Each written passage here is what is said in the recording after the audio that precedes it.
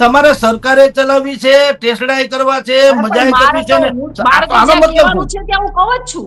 શેની લડત? શું પ્રેસ કોન્ફરન્સ કરો એટલે લડાઈ ગયો? કાંઈ લડાઈ નહીં. તમારે સરકારને કેવું જોઈએ પાટીદાર સમાજને લઈને. મારું કહેવાનું એમ હતું કે હું રીબડા જૂથ માટે કાંઈ નથી બોલી. તો તમે મારા વિડિયો નથી જોયા? પત્રકાર છો ને તમે પત્રકાર છો. પત્રકારની ફરજમાં એવું આવે કે જે મારી ફરજ મને એના માટે બધી જ માહિતી ભેગી કરી અને પછી કોઈ નિવેદન આપવું, જનતાને ગુમરાહ કરવાની ના હોય. મારી પાસે દુનિયાની માહિતી છે. છોડો, મારી પાસે બધા નિવેદનો બધું જોઈ અને પછી નિવેદન આપવાની જરૂર. હું એમ કહું છું કે ગોંડલમાં જયરાજસિંહ જાડેજાનો ખોફ હોય તો 2.70 લાખ લોકો ત્યાં રહે છે. એમાં 8 થી 9 હજાર જ ક્ષત્રિયો છે, બાકી બધા જ પટેલો છે.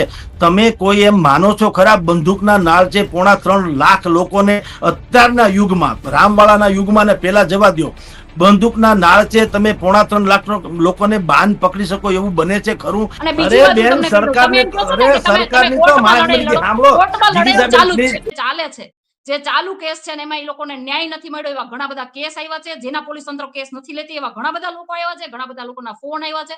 પણ તમે તો મારી સાથે વાત કર્યા વગર તમે તમારી રીતે નક્કી કરી લીધું કે બેન પાસે કોઈ આવ્યું જ નથી. પહેલા તમે આવીને જાણો તો ખરા શું મેટર છે શું નહીં.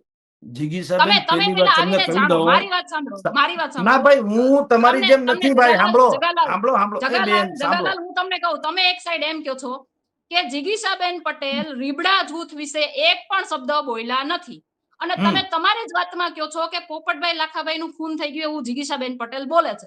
તો પત્રકાર તરીકે તમને ખબર નથી કે પોપટ લાખા સોરઠિયાનું મર્ડર કોણે કર્યું? જગાલાલ, હું તમને પૂછવા માંગુ છું કે પોપટ લાખા સોરઠિયાની વાત મેં કરી છે તો એનો મતલબ એવો છે કે હું રીબડા જૂથ માટે પણ બોલું છું. તો તમને ખબર નથી પોપટ લાખા સોરઠિયાનું મર્ડર કોણે કર્યું છે? જો જીગીશાબેન, હું તમે જવાબ આપો ને મને.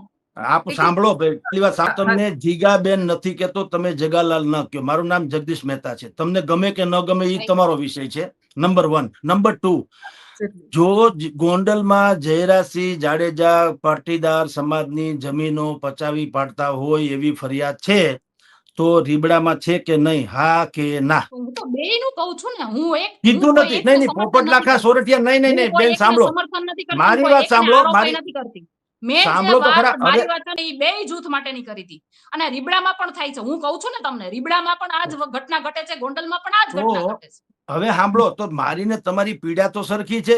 જયરાજસિંહ મારા માસીના છોકરા નથી, મેં પછી કઈ ડટો નથી લઈ લીધો. પહેલી વાત સાંભળી લો. તો નહીં છતાં કે ખતા જો તમે જગદીશભાઈ, હાલો તમને ભાઈ કહું, તમને લાલ તો નથી ગમતું પણ તમને ભાઈ કહું. પણ જગદીશભાઈ, હું તમને એમ કહું છું, તમે એમ એક સાઈડ એમ કહો છો કે જયરાજસિંહનો ત્યાં ખોફ નથી, રોફ છે. તો હું તમને એક વસ્તુ કહું કે લોકશાહીની અંદર ત્યાં લોક દરબાર ભરવાની શું જરૂર છે? આ તો કેવી વાત છે ખબર છે તમને? મારી વાત સાંભળો. ગોંડલની અંદર પોલીસ તંત્ર છે, ન્યાય તંત્ર છે, છતાંય રાજાશાહીના ઢબે ત્યાં લોક દરબાર ભરાય છે. તો શું હું એમ કહું છું કે એ ભાઈ કઈ રાજવીના પરિવારમાંથી છે? અને તમે એમ કહો છો કે ત્યાં ઘણા બધા લોકોના સમાધાન થાય છે. હું તમને એક જ વસ્તુ કહું, બધાની, આપણે લોક દરબારમાં નથી જવું, બધાની સામેનો એક કિસ્સો કે દેવભાઈ સાટોડિયા ઉપર હુમલો થયો, બરાબર? એની ઉપર પોલીસ કેસ ખોટા થયા, એને ધમકી મળી કે હું તને મારી નાખીશ. આ બધું જ વિડીયોની અંદર રેકોર્ડ થયેલું મારી તમારી ને લોકોની સમક્ષ ઉજાગર છે. તો એ લોક દરબારમાં સમાધાન કેવું થયું? કેસ તો પાછો ખેંચી લેવો પડ્યો, બરાબર? કેસ તો પાછો ખેંચી લેવો પડ્યો. સમાધાન તો એવું થવાની જરૂર હતી કે જે ભાઈએ એને માર્યો છે એનું ફૂલેકું નીકળવું જોઈએ. હર્ષ સંઘવીના કહેવા પ્રમાણે તો ત્યાંના ધારાસભ્ય છે એ કઈને કરાવી શકતા હતા. પણ હું તમને ઈ તો કહું છું, એને બદલે સમાધાન થયું. આવો તો ત્યાં લોક દરબાર ભરાય છે. પણ ભરાય છે શર્મનાક ભાજપ માટે નથી. હું ઈ તો કહું છું, લોક દરબાર ભરાય ભાજપ માટે શર્મનાક નથી. હું ગોંડલની જ વાત કરું છું. ભાજપને હું કહીશ, ભાજપ તો સમર્થન કરી રહ્યું છે. આવા લોકોને ટિકિટો શું કામ મળે છે? આવા લોકોની શું જરૂર છે જેની ઉપર ઢગલા મોઢે કેસો થયા હોય, જેની સુપ્રીમમાં પિટિશનો પેન્ડિંગ પડી હોય એવા આરોપીઓને અને આ તો કેવી વસ્તુ છે, ખોટું લાગ્યું હોય તો જગદીશભાઈને હું માફી માંગુ છું એની પાસે. પણ હું તમને એક વાત કહું, પત્રકારત્વ તમે 30 વર્ષથી કરો છો જગદીશભાઈ, પણ મને એવું લાગે છે કે તમે ક્યાંક ને ક્યાંક પેકેજ વાળું પત્રકારત્વ કરો છો. એનું તમને રીઝન કહું. હું તમને એક વાત કહું, ધોરાજીની એક વાત કરી.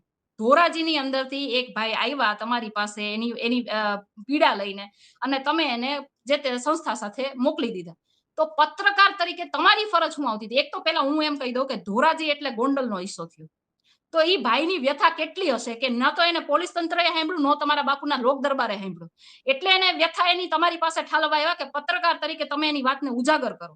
છતાંય તમે એને મદદ કરવાને બદલે તમે બીજે ક્યાંક મોકલી દીધા. તો તમારી ફરજમાં શું આવતું હતું પત્રકાર તરીકે?